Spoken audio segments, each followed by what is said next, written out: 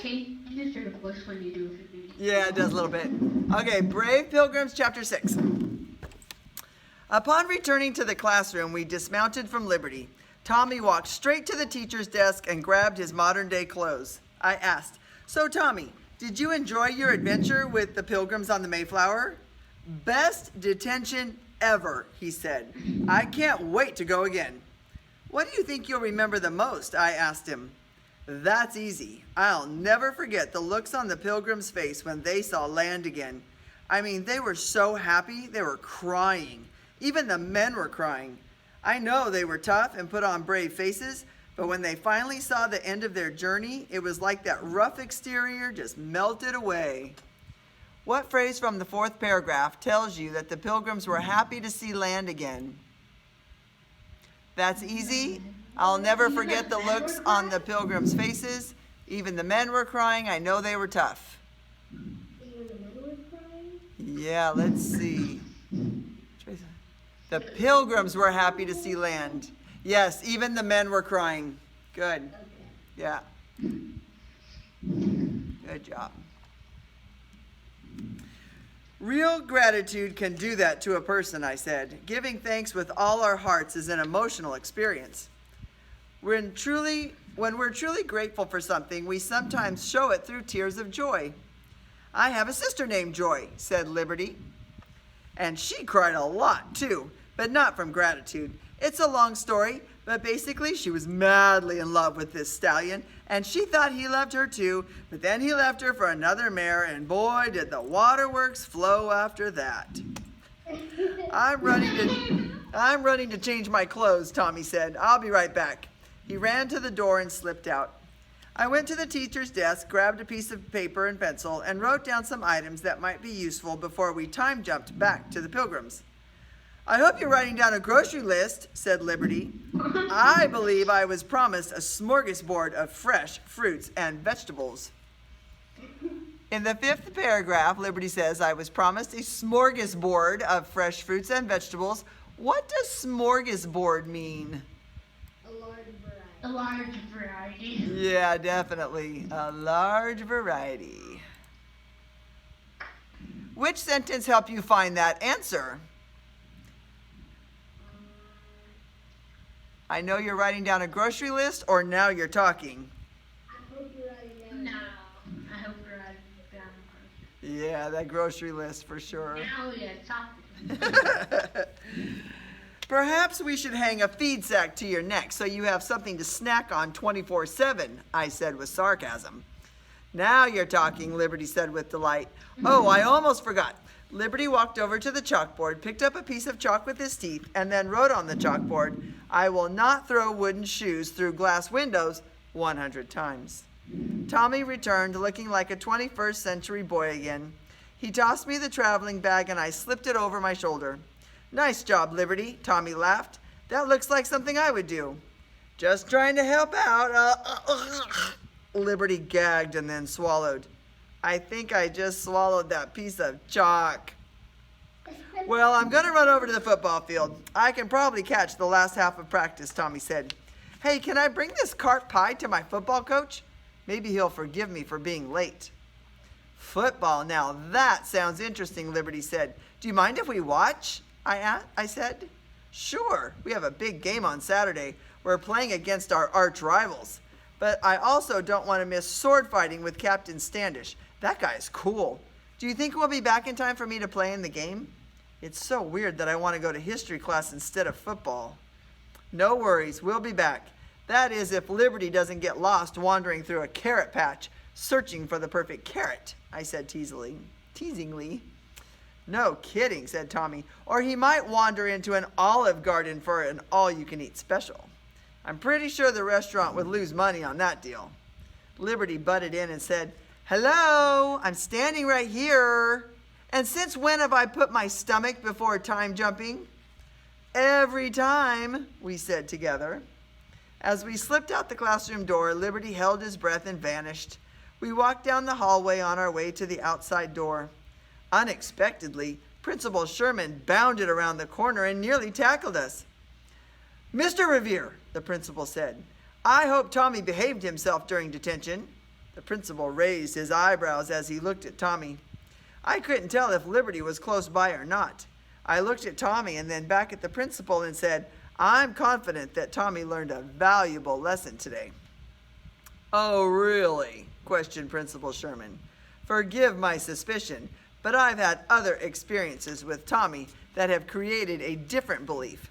In fact, I'll even place a wager, a whole quarter, for each item of history learned. He towered over Tommy like a monstrous wave threatening the Mayflower. Anything, Tommy? Any tiny piece of information that might have slipped through to that brain of yours? Tommy replied. He glanced at me and I recognized that look.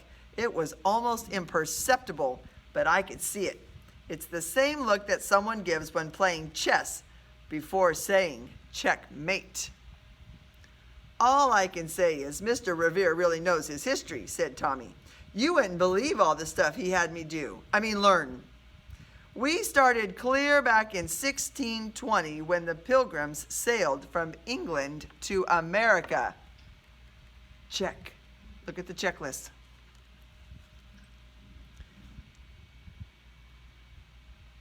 Did you know their voyage on the Mayflower took 65 days? Check.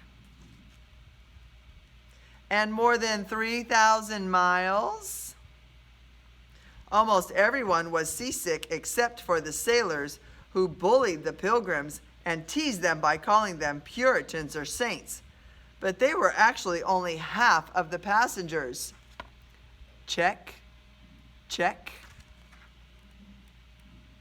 Who were furious about not landing at the Hudson River.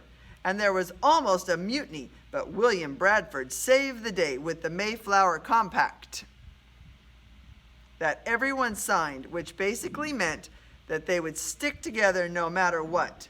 Would you like me to go on? Check, check. All of them? I guess. Yes. Checking all of them, Mrs. Roberts? Yes, you are checking all of them. Good. Principal Sherman's eyes were bulging. He was about to say something when the outside door at the end of the hallway opened. Then a couple of seconds later, it closed. Well, that's odd, I said, relieved that Liberty had gone undetected. Tommy held out his hand to the principal and said, that will be $2.75. Cash only, please. The principal gave Tommy a half grin as he reached for his wallet. Impressive, the principal said, handing Tommy the money. But I'm not falling for it. I don't know what kind of game you're playing, Tommy, but I'm on to you. Mr. Revere, if I were you, I'd put eyes on the back of my head. And with that, the principal turned and lumbered down the hallway toward his office. I smiled at Tommy. Well said. Now let's get you to your football practice. We walked outside and saw Liberty waiting for us in the parking lot. We hurried over to him and climbed on. Lead the way, I said. As Tommy guided Liberty to the football stadium, I said, try and meet me in Liberty tomorrow before school. Come a half hour early. And call or text Freedom to come as well. If you're up to it, we'll continue our journey with the Pilgrims. You bet. I haven't been this excited since Christmas morning, Tommy exclaimed. Liberty laughed and said, except instead of opening Christmas presents, you'll be opening history. You're right, Tommy said. Who knew history could be so exciting? The next morning, Tommy and Freedom were waiting at the school by the time I showed up. Good morning, I said cheerfully, dismounting from Liberty. Hi, Mr. Revere, said Tommy and Freedom. Tommy just told me about your adventure yesterday. Well, most of it, said Freedom. She was wearing a faded yellow t-shirt and faded jeans. It was hard not to look at her black hair. It was silky smooth, as if she brushed it 1,000 times. This morning, there was a yellow feather clipped in it. I'm excited to go with you today. I assume we'll be back before school starts? That's correct, I said. After we're finished in the past, we can time jump back to the future, which of course is actually the present. In fact, we can only return within seconds of when we left, and we're unable to time jump into the future. Freedom pondered for a second and said, so, Liberty can jump to America's past and return to our present, but not its future. Correct, I said. We've tried to jump to the future, but the portal won't open unless we say the right words. Rush, rush, rushing to history has proven to be the most effective phrase. Tommy said, I told Freedom that today we're going to join the Pilgrims in America. First things first, I said.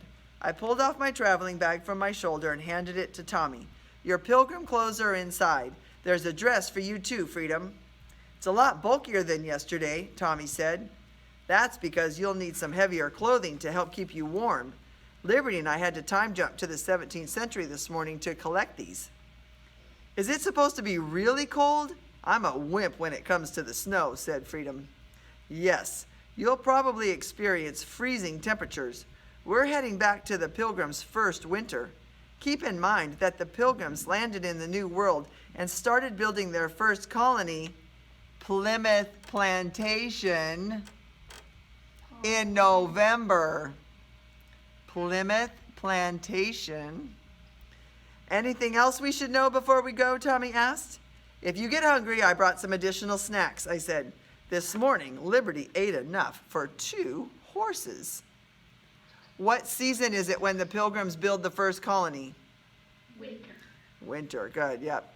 Plymouth Plantation in winter. Super cold. Liberty snorted and said, It's a well-known fact that breakfast is the most important meal of the day. Liberty paused for just a second and added, Thank you, Freedom.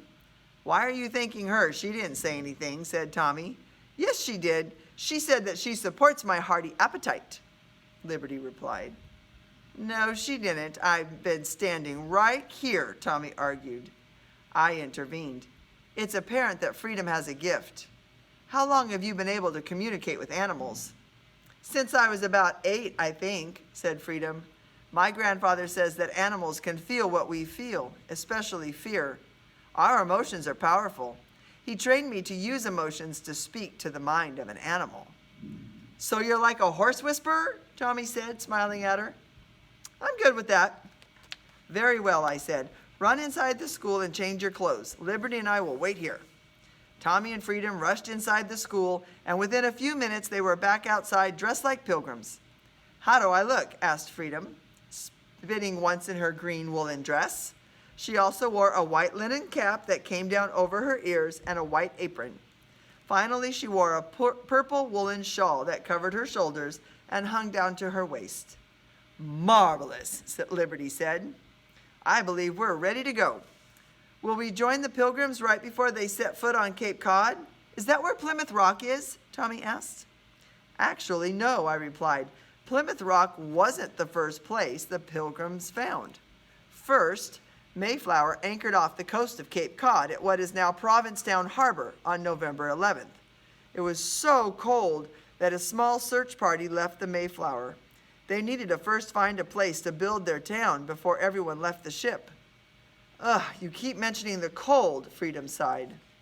I bet Miles Standish was part of the search party, said Tommy. Yes, he was, and so was William Bradford.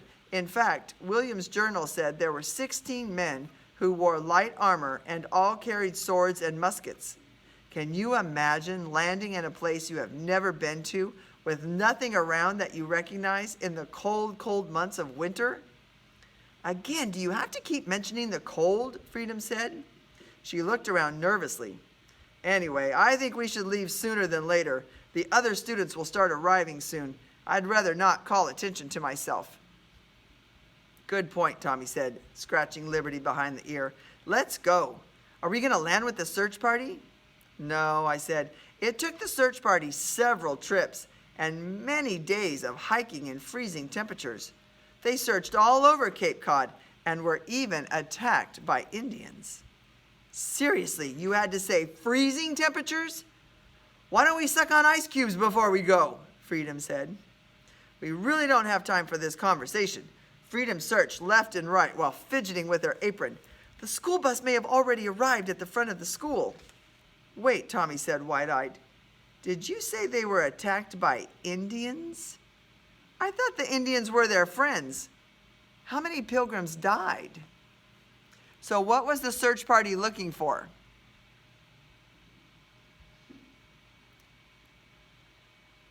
A good place to build their town, a good place to eat, or Indian friend to help them? A good place for town? A good place to build their town. That's definitely what they needed. They needed to find a place to build their town. And then we have a painting. And if you look at the caption, it says, Elder William Brewster, Miles Standish, and other pilgrims pray upon arrival. So what are they doing in this painting? Talking, singing, or praying? Right. Praying, good. Right. Yeah. Remarkably, none, I said. The friendly Indians came later. I hope they had friendly horses too, said Liberty. Not to make you suffer, I said to Freedom, but I only mentioned the cold freezing temperature because it may have been the biggest test for the pilgrims. Think about it. How do you feel when you're freezing? And how would you survive with little food, few clothes, and really no idea where to go? These people were incredible. They had such a will to survive and thrive. Have you ever wanted something so badly you would work and fight and crawl to get it, even if you had to go through things that weren't very fun? Oh, you mean like a house of mirrors? Liberty asked. We looked at Liberty in complete confusion. You know, he clarified, the mirrors in the fun house at the carnival. Some people think it's fun to stand in front of them and see their bodies all warped and freakish, but I think it's terrifying. Except I had to do it. I had to go past those mirrors. It was the only way to get to the caramel apples. Oh, I sighed. That was very brave of you, Liberty, said Freedom, patting his side. Now can we go? I finished by saying, finally, on December 20th, the Pilgrims settled on the location of their future home, which became Plymouth Plantation. Whoa, Tommy said, quickly doing the math in his head. That means they searched for 34 days from the time they landed on Cape Cod to the time they started Plymouth Plantation? Oh, they must have been exhausted and very cold. How long did the search take for the perfect place to build their town?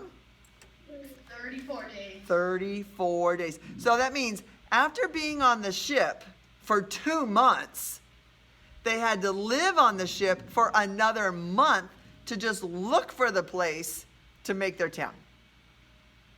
So even though they got to land, they didn't get off the boat right away. Now they have to build shelter. They have no shelter. They've got to build it. Very cold and very hungry, said Liberty. And I'm very ready to go, said Freedom. And I'm very embarrassed for all of you, said a voice from behind Freedom. Oh, we all turned to face Elizabeth, who was already waiting with her smartphone. Click!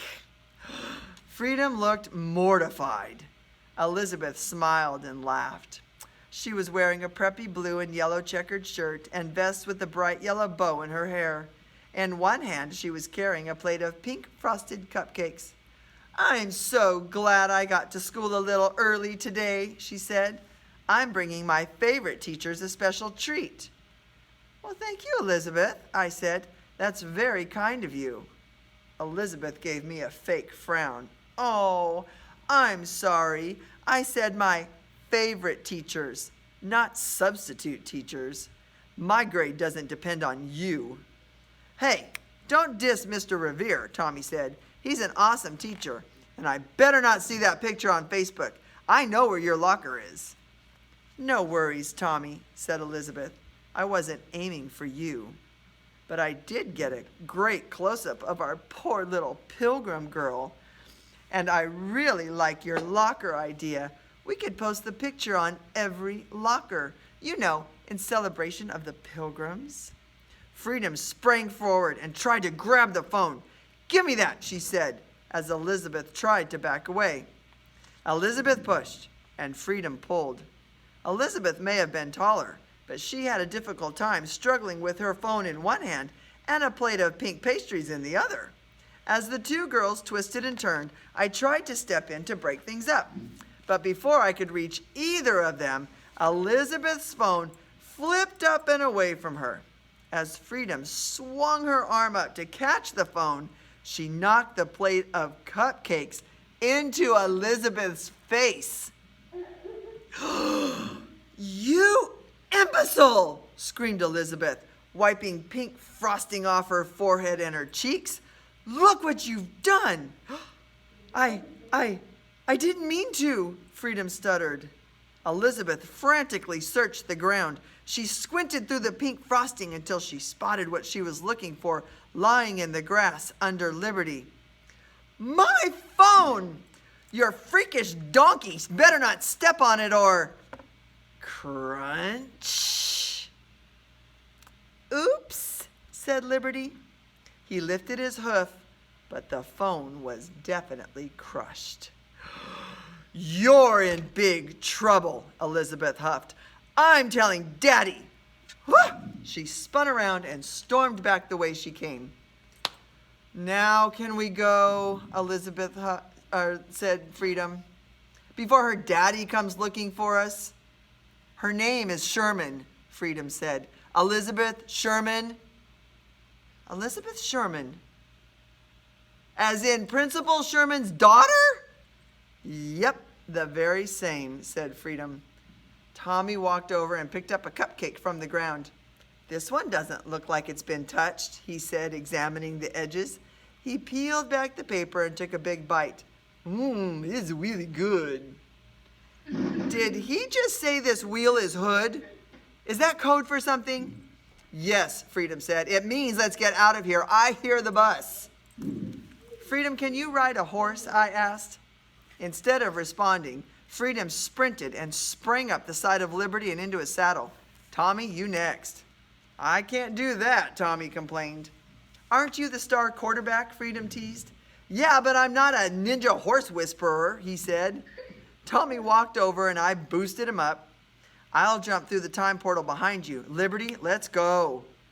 "Rush, rush, rushing to history," Liberty said. As the portal opened and Liberty started to gallop, I said, "December 31st, 1620, Plymouth Plantation, America." I watched Freedom and Tommy bounce on the back of Liberty as he jumped to our next history lesson. As I followed and jumped through the portal, I instantly felt the freezing temperature on my face. Thermal underwear never felt so good. We were at the edge of a forest. The trees were naked. Thin patches of snow rested on a thick layer of brown leaves, like random quilt patches covering a blanket. I could hear voices and the distant sound of waves crashing on the beach. The sun was overhead, but the weather prompted me to button my coat. "Where are we?" asked Freedom. "If we were in the modern day, we would technically be in the state of Massachusetts," I said. "Hey, when you guys talk, I can see your breath," said Tommy. Both Liberty and Tommy exhaled and watched their breath as it crystallized in the air. "Look," said Freedom, pointed. "Are those pilgrims?" "When are they visiting the Pilgrims? Thanksgiving, Christmas, New Year's Eve, or Valentine's Day?" "It is December 31st. New Year's Eve. It is New Year's Eve." Which sentence or phrase from the 11th paragraph tells you that they saw deciduous trees? The trees were naked. Deciduous trees lose their leaves every fall. Evergreen trees stay green all the time. That's why they're called evergreens. And then we have the picture of them jumping through the time portal. And page 127. Through the trees we could see a clearing. "Yes, those are definitely pilgrims," I said. "And I see a warm fire. Let's go over and see what we can learn." "Okay, but first, can Freedom and I take Liberty and ride to the top of that other hill?" Tommy pointed to a larger hill about 50 yards away. "I bet we could see Cape Cod from there," said Tommy. "I'm fine with that, but you must stay with Liberty. No exceptions. Liberty, I trust you'll keep them safe." "No worries, boss. They don't call me Liberty the Dragon Slayer for nothing." As the three of them trotted away, I started my own course toward the Pilgrims. It was a cold but clear day. The small settlement was located on a flat hill. I saw several men carrying timber and others framing the side of a house. A few men were resting or chatting by a fire. I noticed William Bradford and Miles Standish speaking to each other as they pointed at different parts of the landscape. As I walked toward them, I could see the Mayflower anchored in the harbor about 1 or 2 miles from us. "We should be able to finish the common house in about 2 weeks," said William as I approached from behind. Miles turned and saw me first. "Rush Revere," he said. "We thought you were dead. Where have you been? Where's Tommy?" Let's see, in the 5th paragraph it says, "A few men were resting or chatting by the fire." What word in this sentence means the same as talking? Chatting. Good job. Yep, chatting. "Indeed," said William as he rushed over and embraced me. "What a delightful surprise. I knew you were still alive. I wouldn't believe anything else. One passenger thought you had fallen overboard, but when we couldn't find Tommy, I assumed that when we landed at Plymouth Rock and all the other passengers disembarked from the ship, the two of you went exploring." "That's exactly what we did," I said, relieved that William had assumed my alibi. "Yes, we found a trail of sorts and decided to follow it.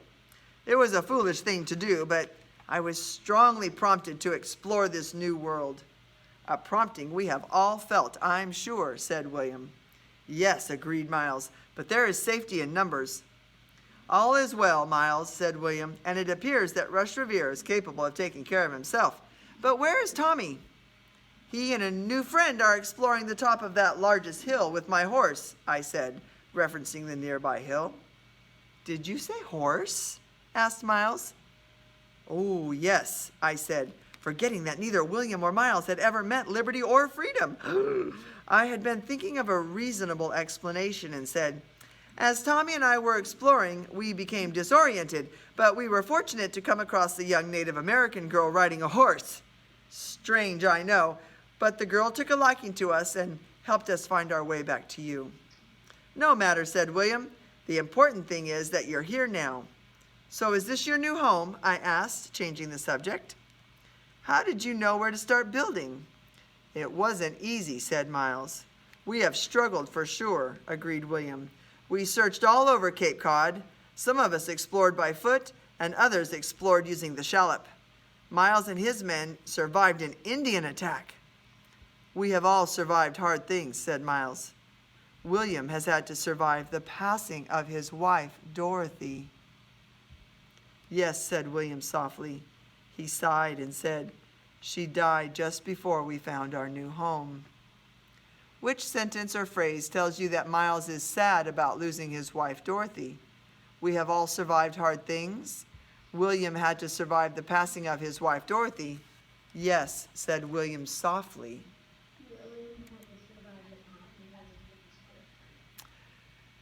Let me look at it again, hang on.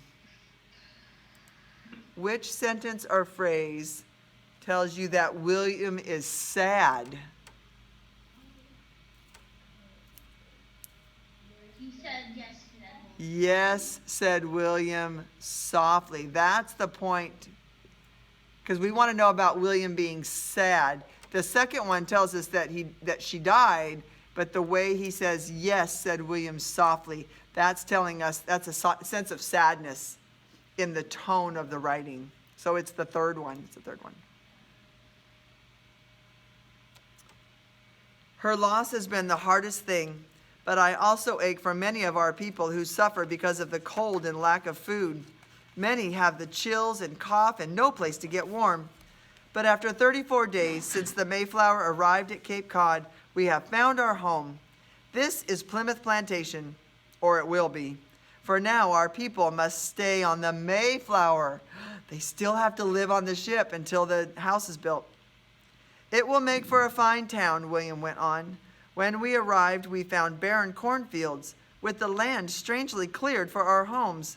There is even a running brook with fresh water." "Did someone once live here?" I asked.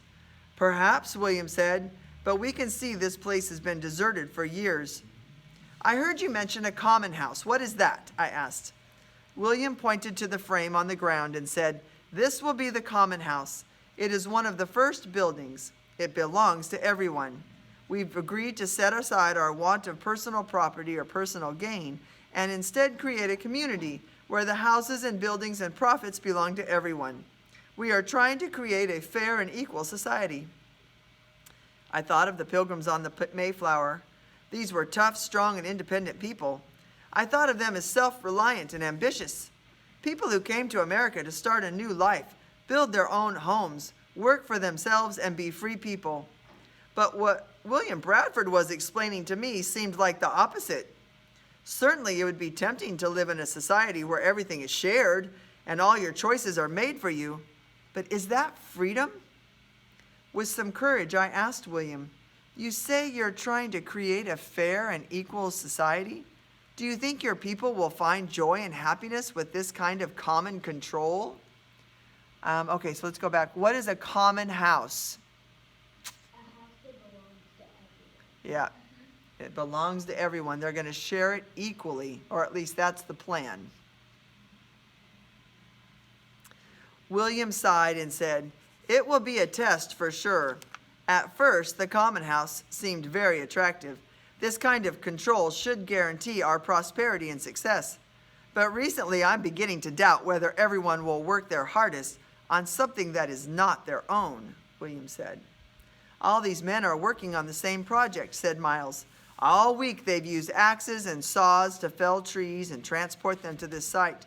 The trunks will be woven together with branches and twigs and then cemented with clay and so forth. Some men do little, and some men do a lot.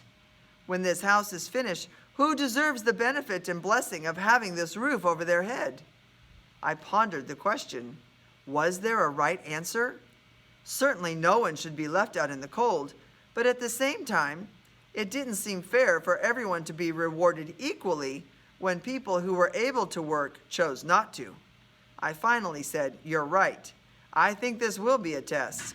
But I know you are both wise enough to figure it out." "A fine answer, Rush Revere," said William, smiling. "Are you sure you don't want to be governor?" "Oh, not me. You'll make a fine governor," I said to William. "If you'll excuse me," I said, "I'm going to go track down Tommy and his friend and make sure they're okay." "I think I can see your horse at the top of Fort Hill," said William, as he squinted and looked over my shoulder. "We are building a platform at the top of the hill so we can mount our cannons." Okay, so what was the problem with building a common house? All men were working equally hard. Some men were working hard, but others were not. Most men weren't working at all. Most men weren't working at all. No, I kind of feel Yeah, it was more in the middle. It was more in the middle. Some were working hard, but others were not. I wouldn't say exactly half and half, but I think it was more in the middle. Yeah, more in the middle. the most. No, not most. Some. Some men were working hard, but others were not. Okay. "And soon we will build a fort," said Miles. "I'm sure Tommy will enjoy that." "Ah, yes, there's nothing like building a fort," I said with pleasure. "I remember building forts in my living room with blankets and chairs. My brother used to always want to be the lookout. He would scream, 'Incoming!' and I would run around making sure all sides of our fort were secure." "And did you have muskets and cannons?" Miles asked, smiling. "Not exactly. We had Nerf guns. They're very specialized weapons and highly effective in keeping out annoying little sisters." Miles smiled. "Ah, these Nerf guns are good for little sisters, but probably not so effective for savage Indians." "Not so much," I said, smiling back at him. Just then, one of the Pilgrims working on the common house called for William. "Excuse me," said William as he stepped away from us. "I promised Tommy I would teach him how to fight with the sword," Miles said. "However, it may need to wait until the spring when it's warmer."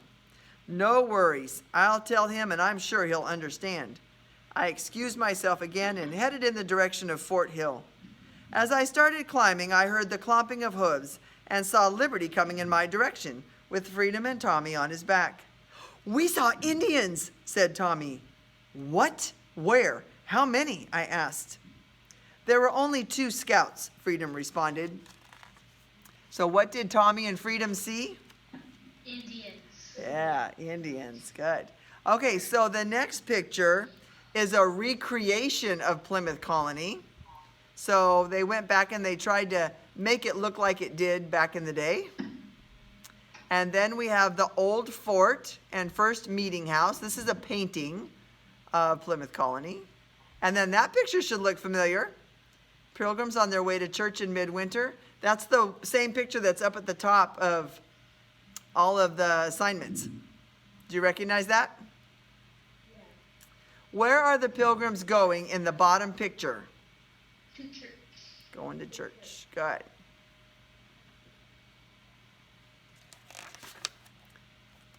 Oops, I gotta get back to the last little part.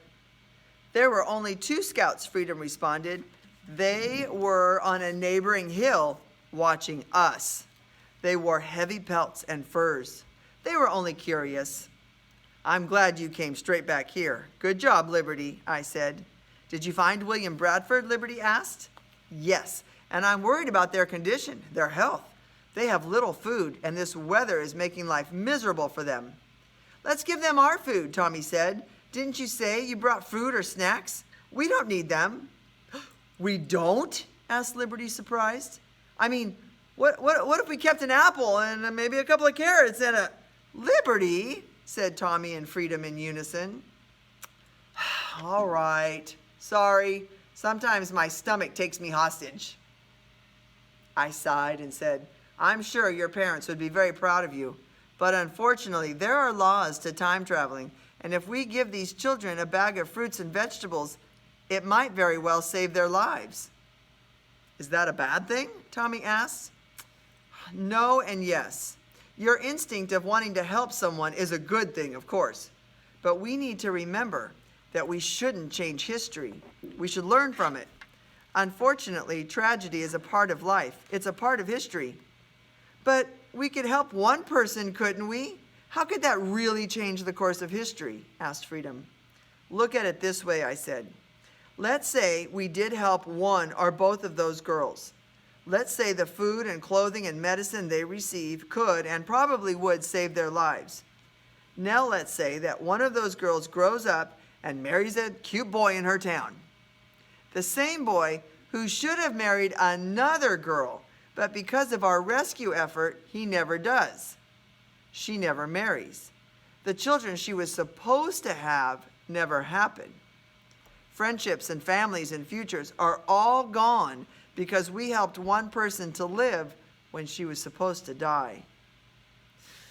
Does anyone have a tissue? Liberty sniffled. I don't know what's come over me. It must be my allergies. Okay, I see your point, said Freedom. But I'm still sad to see them suffer. As well you should be, I said. If we feel and learn nothing from the tragedies of the past, then we'll never know how to truly help avoid those same tragedies in the future. Certainly, we can't avoid all pain and suffering, but we can and should learn from it. I think I'm ready to go, Mr. Revere, said Freedom. Yeah, me too, said Tommy. Can we travel to a time in history with less pain and suffering? I patted Liberty on the neck and said, Liberty, it's time to spring forward to March 16th, 1621. Ooh, there's a typo in the book. That should be 1621. They're springing forward. What were the pilgrims suffering from? Check all that apply. Little food, good. Not enough wood to build homes? No. Yeah, they had plenty of wood. Cold weather? Yeah. Loss of family and friends? Yes, definitely. Loss. Yeah, Loss of family and friends. Uh-huh. Not enough fresh water. They actually had fresh water. Yeah. There was a stream nearby, so they had lots of water. So it was little food, cold weather, loss of family and friends. Good. All right, and submit when you're done. Good job.